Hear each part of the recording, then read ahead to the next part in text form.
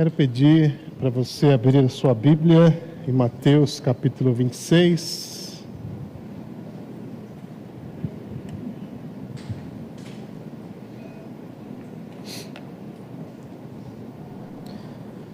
Mateus capítulo 26, versículos 36 em diante. Eu vou projetar aqui, mas você mantenha a sua Bíblia aberta que nós vamos trabalhar esse texto nessa noite. Mateus 26, 36 até 46.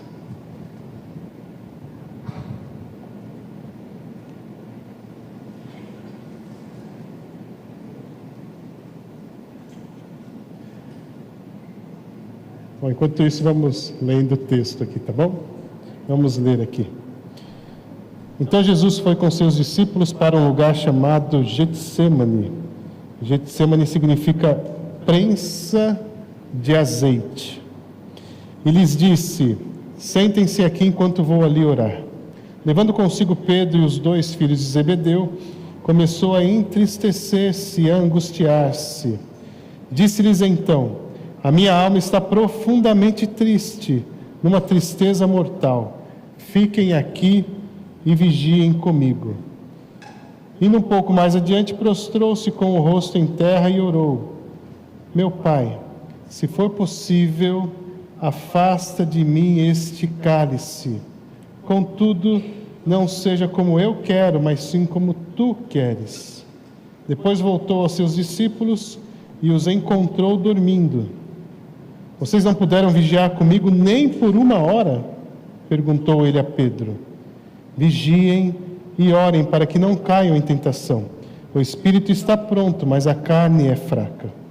E retirou-se outra vez para orar. Meu Pai, se não for possível afastar de mim este cálice sem que eu beba, faça-se a sua vontade. Quando voltou, de novo os encontrou dormindo, porque seus olhos estavam pesados. Então os deixou novamente e orou pela 3ª vez, dizendo as mesmas palavras. Depois voltou aos discípulos e lhes disse: vocês ainda dormem e descansam?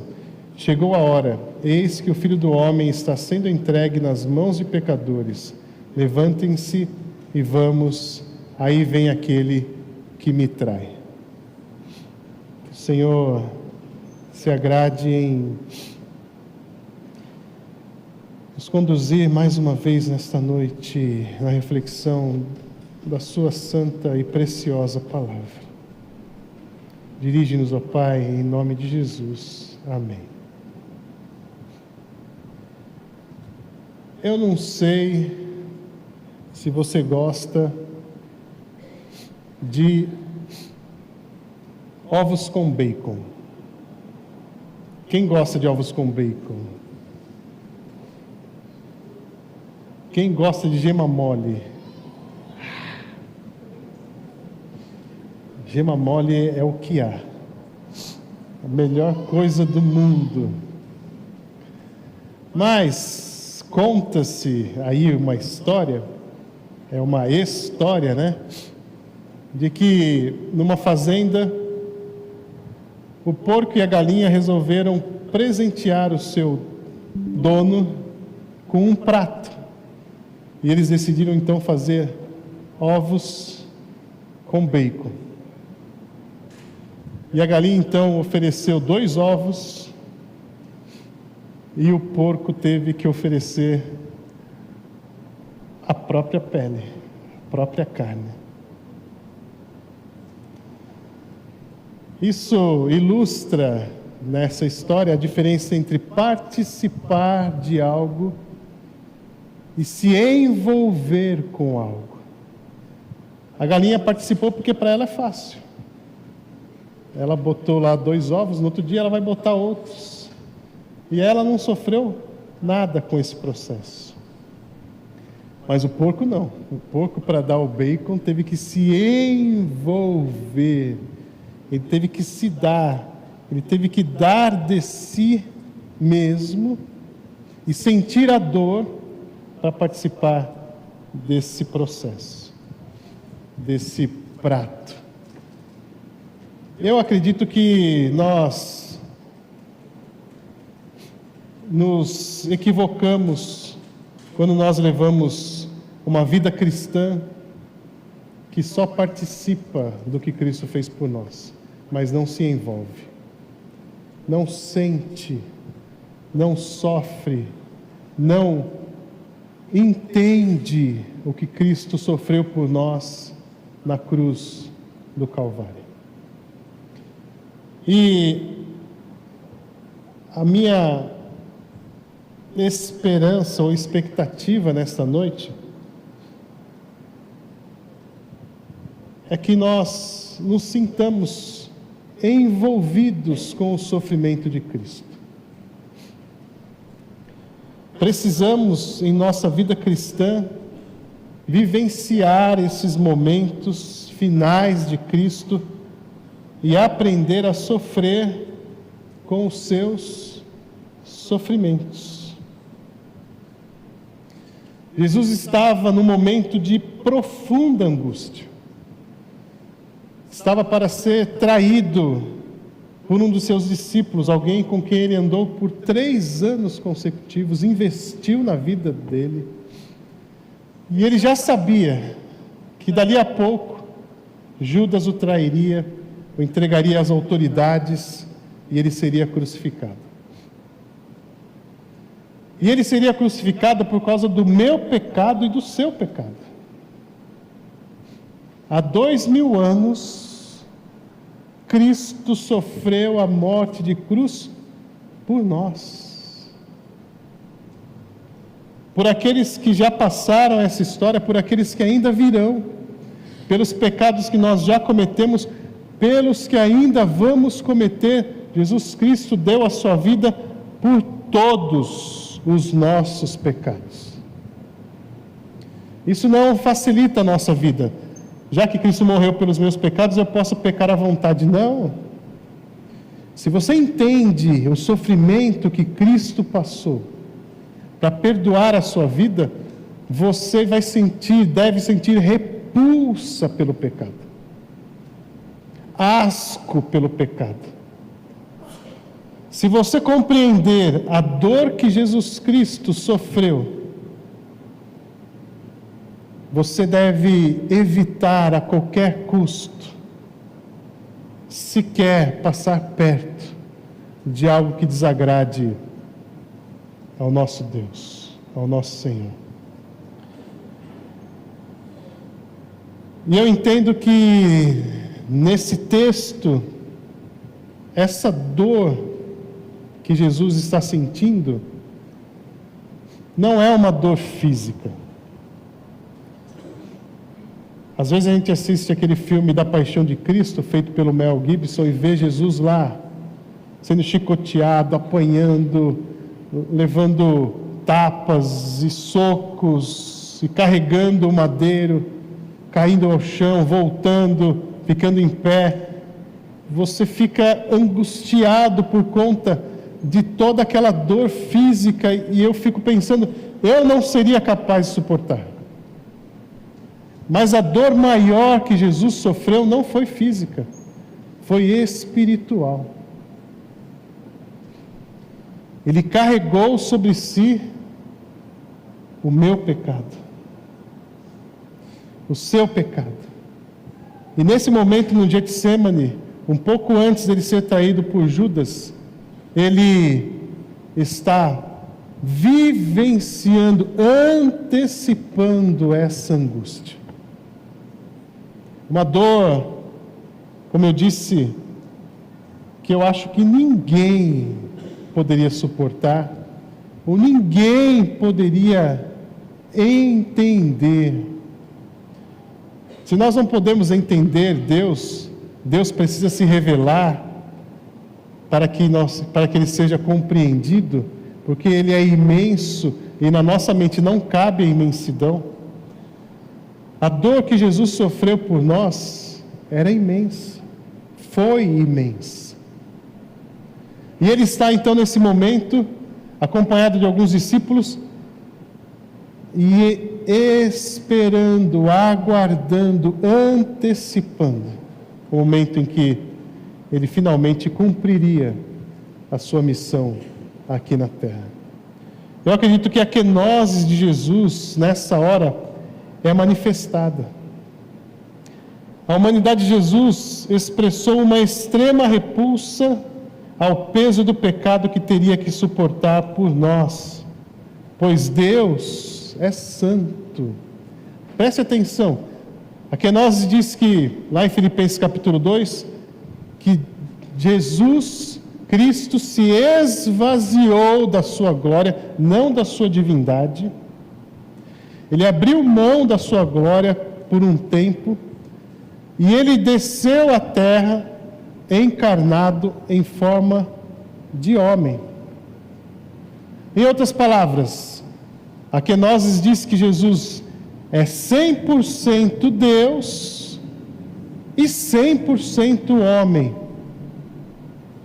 Mas essas duas naturezas não formam alguém 200%, formam uma pessoa integral, como nós. Ou seja, por que Jesus precisou vir em forma de homem? Hebreus diz que ele aprendeu a passar por aquilo que nós, homens, passamos na nossa caminhada. Se Jesus viesse revestido de toda a sua glória, isso não teria sido um exemplo para nós. Porque nós diríamos assim: Jesus, ele era Deus, ele é Deus, mas assim, ele passou por isso porque ele sempre deixou o lado divino dele vencer as coisas. Mas a Bíblia diz que Jesus, ele era 100% divino ao mesmo tempo em que ele era 100% humano. Quando ele diz, vocês podem vencer a tentação, ele diz com o argumento de que eu venci. Eu sou 100% homem como vocês e venci. Ele não deixa nada impossível para fazermos. Então, aqui nós vemos essa luta do homem Deus, Jesus Cristo, que vai sentir a dor física, com certeza, mas especialmente a dor espiritual, porque Deus é tão santo que não pode habitar com o mal. E esse Deus santo, que viveu entre nós e nunca pecou, ia carregar o meu pecado. Ia sofrer sobre si algo que a sua santidade, vou dizer aqui, Deus conhece todas as coisas, mas vou colocar da seguinte maneira: ele ia sofrer sobre si algo que a sua santidade nunca tinha vivenciado.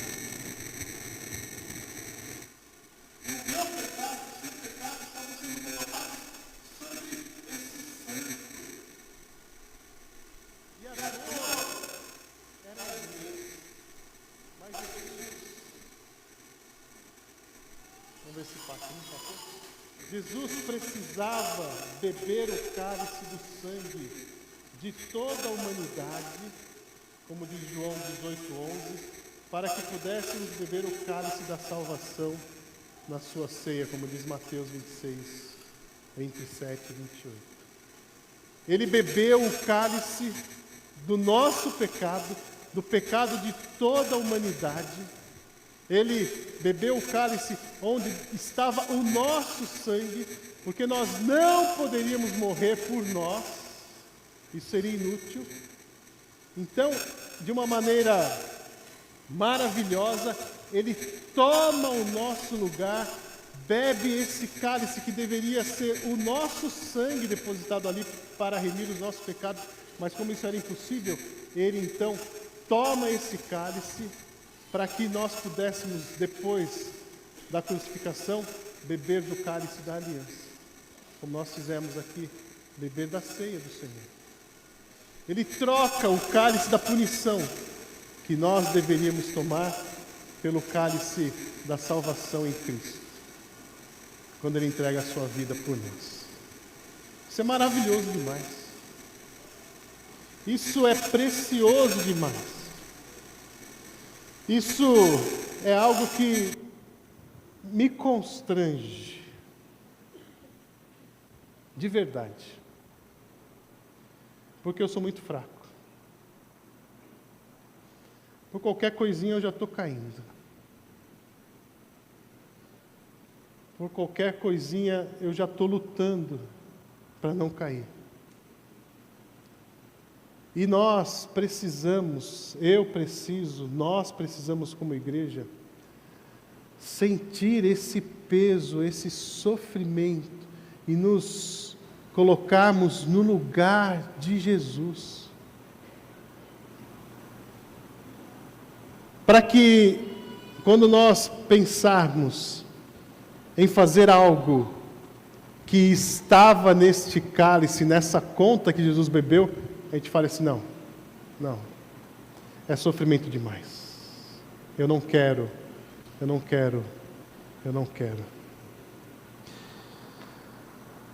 Engraçado que existem mais 3 ações que são acrescentadas a esse sofrimento de Jesus.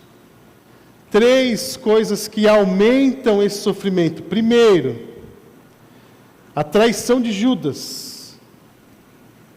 Jesus sabia que um dos seus discípulos o trairia. Ele está carregando o peso de todo o pecado do mundo sobre si, e ainda ele seria traído por um amigo. Quando Judas chega, ele diz, amigo, a que vieste? Você já foi traído por um amigo? Dói ou não? Agora, Jesus estava carregando as nossas vidas nos seus ombros, e aí vem um amigo e o trai. Eu acredito que isso deve ter aumentado demais essa dor que Jesus estava sentindo. Outra coisa, ele leva os seus discípulos mais próximos para ajudá-lo a vivenciar esse momento, e o que eles fazem? Eles dormem. Gente, olha, ainda bem que eu não sou Jesus, porque eu já mandava descer fogo do céu, já consumia, já. Você está passando por um problema, por uma situação que está massacrando a sua alma, e aí você convida um amigo para dividir essa carga com você, e aí ele dorme. Já pensou nisso? E a terceira coisa é que não apenas ele é traído por Judas, mas ele ainda sabia que Pedro o negaria ali adiante. Aquele que disse, eu vou morrer pelo Senhor. E os outros discípulos disseram a mesma coisa. Mas na hora do vamos ver, Jesus já tinha falado, Pedro, você vai me negar. Eu não sei de verdade, mas eu imagino Jesus olhando para Pedro, naquele momento ali do julgamento, e Pedro sabendo de tudo o que aconteceria, tudo que Jesus faria por ele, e ele nega o seu Senhor.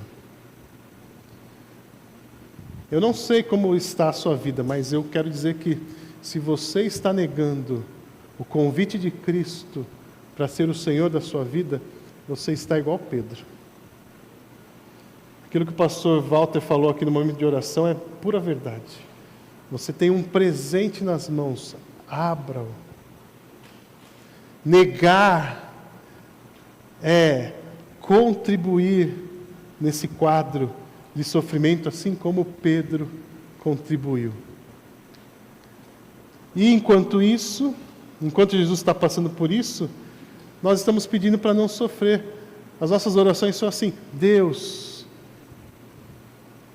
me dá uma vida boa. Deus, me dá dinheiro, não deixa eu passar mal, não deixa eu sentir dor, não Enquanto Jesus está ali passando por tudo isso, nós, os discípulos, estamos preocupados em não sofrer. Nós não queremos sofrer de maneira nenhuma. E aí, você pode notar que, pode passar a viver, Judas Iscariotes, Pedro, Tiago e João, assim como todos os outros discípulos, tiveram seus pés lavados e participaram da ceia. Todos os discípulos, antes desse momento aqui, foram pastoreados por Jesus. Participaram da simbologia que representaria a salvação, essa que nós vivenciamos hoje, a ceia.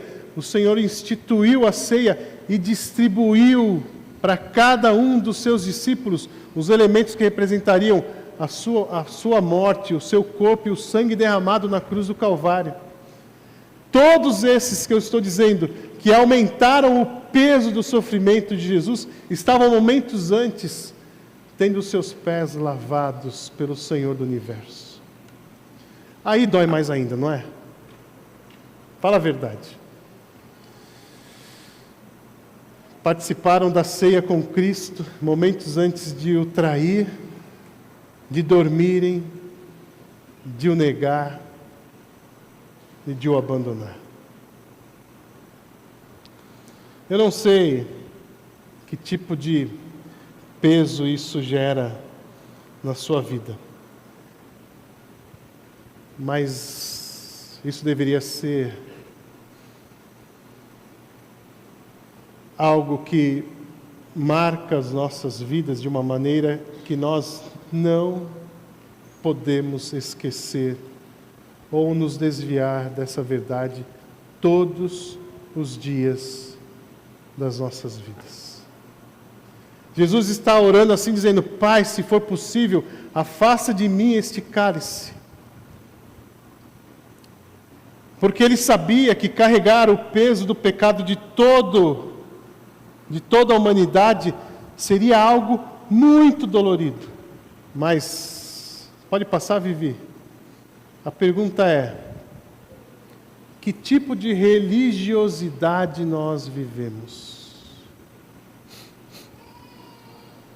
Como está a nossa caminhada cristã? Na verdade, a pergunta é: qual é o nosso afasta de mim este cálice que eu levo a Deus de vez em quando ou todos os dias?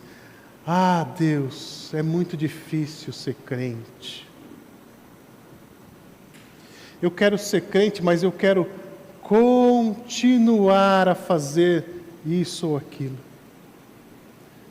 Afasta de mim esse peso. Eu quero servir ao Senhor, mas eu não quero fazer tudo.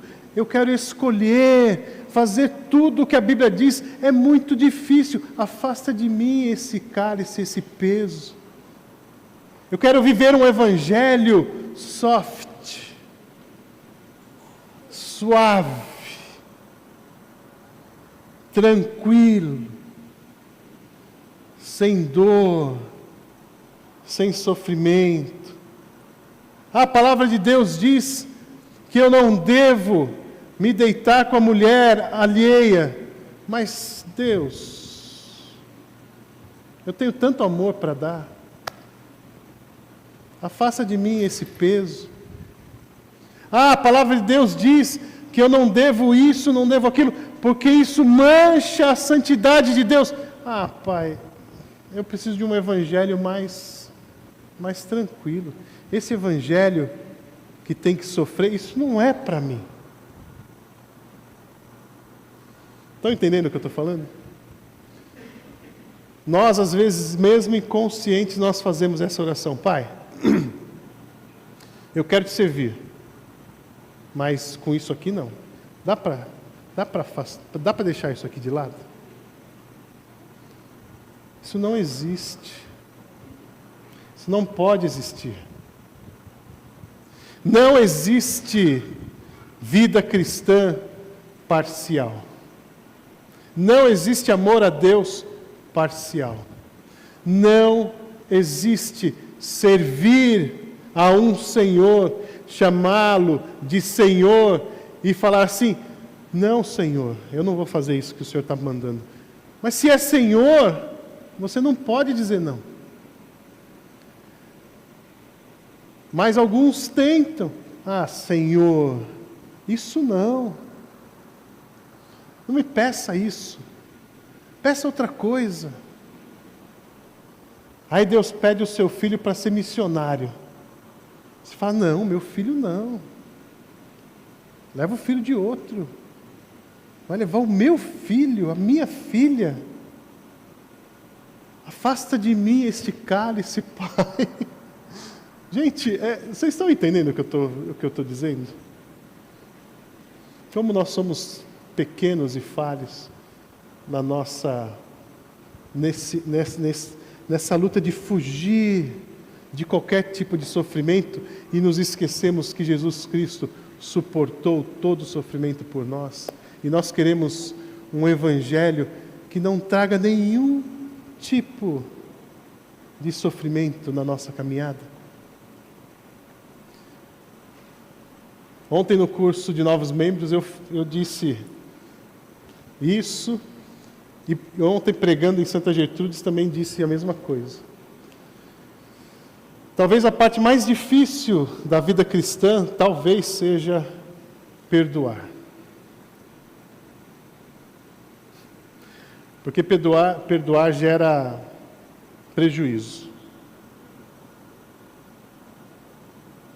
Quando eu perdoo alguém, eu fico no prejuízo. E ninguém quer perder. Ainda mais que eu sou filho do rei. Eu quero tudo de bom, eu não quero ficar no prejuízo. Então, se eu empresto 3 mil reais para o Marcão aqui, ele fala: vou te pagar em 1 mês.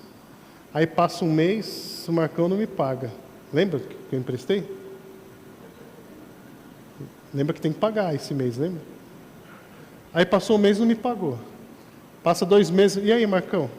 Ah, não, vamos deixar para o mês que vem? Passa 3, 4, 5, 6 meses e nada. Aí eu encontro o Marcão um dia na rua e falo assim: Marcão, vamos fazer o seguinte, está perdoado. O que eu fiz? Fiquei com prejuízo. Mas além de eu livrá-lo de um peso, eu também sou aliviado, porque agora eu posso dormir. Eu não preciso me preocupar se ele vai pagar ou não, ele já está perdoado. Eu não preciso mais me preocupar se ele vai alcançar a condição que eu gostaria que ele alcançasse, ele está perdoado.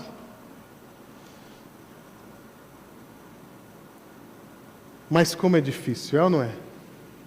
Perdoar alguém, abrir mão e ficar no prejuízo.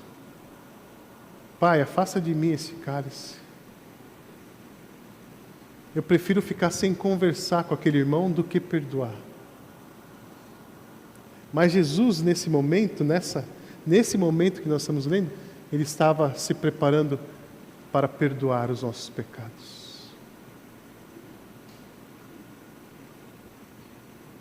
Para que você pudesse ter uma nova vida, sem dívida, para com Deus.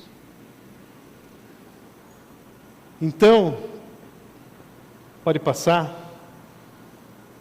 Primeiro,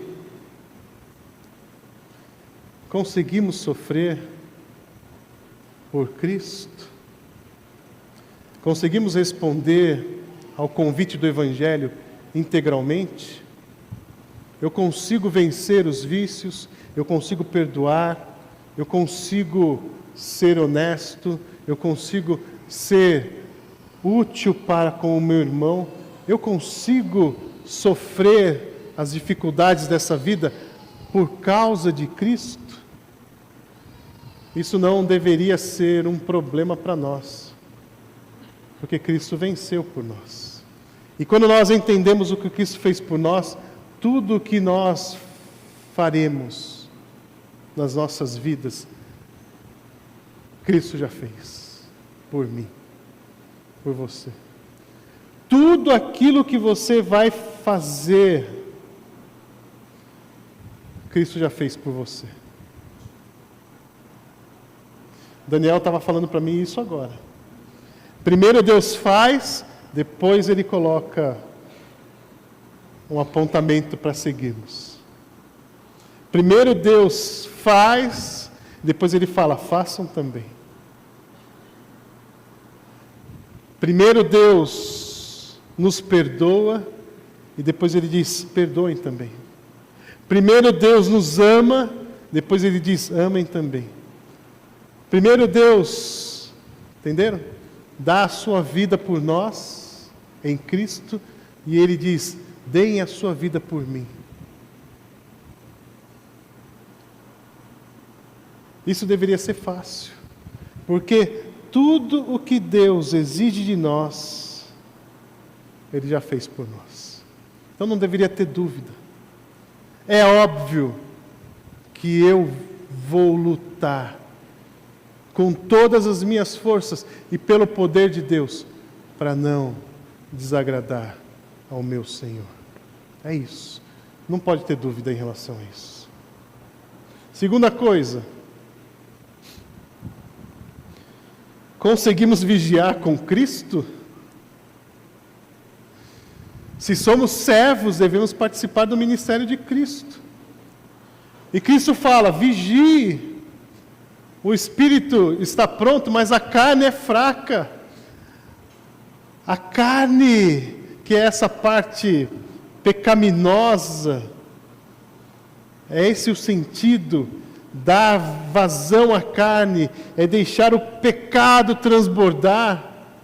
Prepare-se, ore.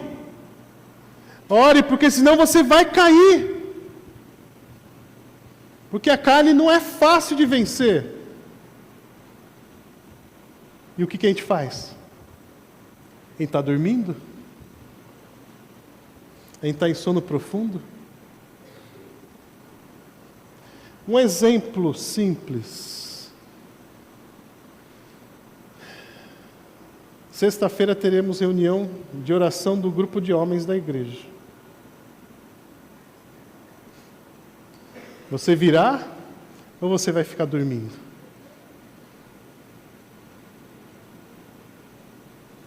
Entende o que eu estou dizendo?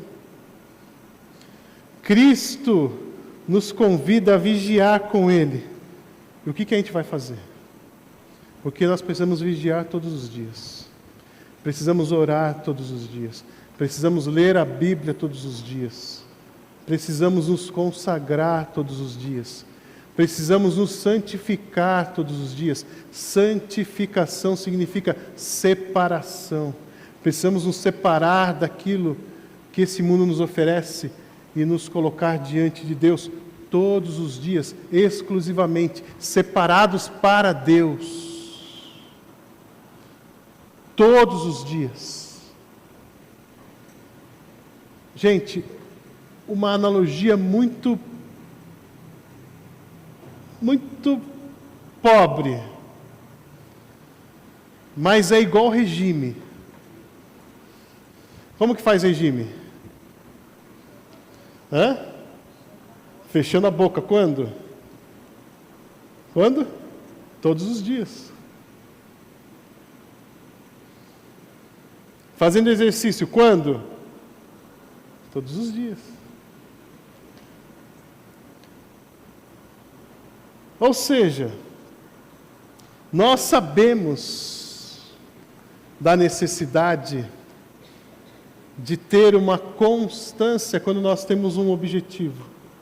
Agora, orar não, orar todo dia, gente, eu não sou desses religiosos, eu não sou desses aí que ficam aí não levam mais uma vida normal, levam uma vida de piedade. Olha só. Terceira coisa.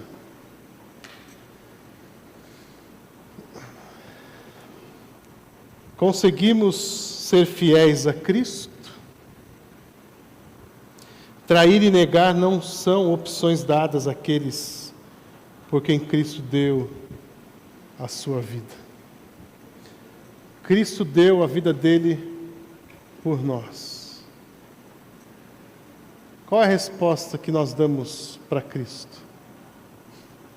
Será que nós aumentamos o sofrimento de Cristo, o traindo?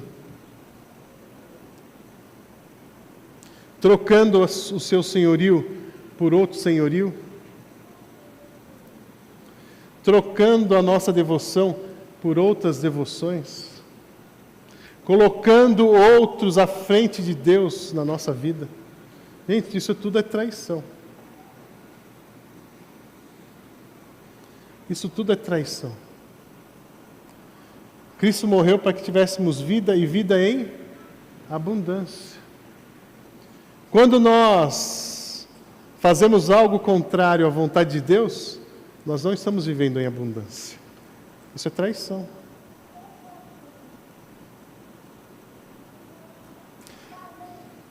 Quando nós achamos que sabemos mais do que Deus e começamos a controlar a nossa vida sem depender de Deus, porque afinal de contas nós somos muito inteligentes. Talvez Deus não saiba, talvez Deus não entenda todos os detalhes do meu dia a dia, então deixa comigo, isso é traição.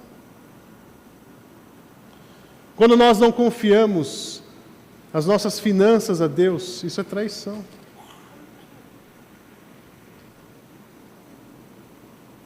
Ou nós vivemos negando o Senhor.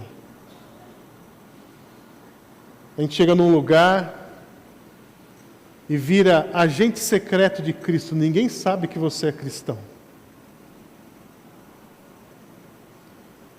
Porque você não quer ser taxado de o crentão, o chato, o que sai das conversas indecorosas, o que não aceita suborno, o que não aceita convites estranhos, maliciosos. Ah, não, eu não quero ser taxado como o chatão. Então, alguém fala assim: e aí, vamos domingo fazer uma viagem? Lá, olha, vai ter isso, vai ter aquilo, vai ter mulherada, vai ter bebida, vai ter homem para todo lado, vai ter... Aí você fala assim: não, eu não posso, domingo eu tenho um compromisso. Mas você não fala onde é o seu compromisso. Isso é negar a Jesus. O próprio Jesus diz que um dia, diante do Pai, Ele vai negar aqueles que o negaram. Ele vai dizer: nunca os conheci. Nunca os conheci. E como que nós estamos? Então, meus irmãos, minhas irmãs,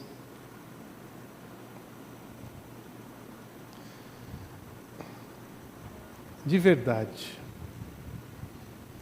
se o sofrimento de Cristo não significa nada para nós,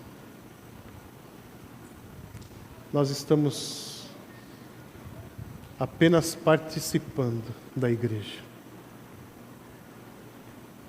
Não estamos nos envolvendo com o reino de Deus, com a família de Cristo, com o povo que Ele deu a vida para salvar. Se nós não conseguimos enxergar que Ele fez isso por cada um de nós, nós estamos apenas participando, dando para Cristo aquilo que não vai fazer falta para nós. Mas não estamos entregando a nossa própria vida. O sofrimento de Cristo vem junto com o seu Evangelho. E eu estou dizendo isso, não é para você sair daqui triste, pesaroso. Estou dizendo isso para você sair daqui sabendo que um dia Cristo fez por nós aquilo que nós não poderíamos. E Ele nos deu vida em abundância. Viva abundantemente sabendo o que Cristo fez por você. E a sua vida vai mudar. E a sua vida vai ser transformada. Se em cada decisão você se lembrar o que Cristo fez por mim, a sua vida vai ser transformada. Em cada pensamento, se você se lembrar o que Cristo fez por mim, seus pensamentos vão ser transformados. E assim por diante. Deus nos abençoe. Pedir para a equipe subir. Vamos orar? Pai, nós realmente queremos entregar as nossas vidas ao Senhor.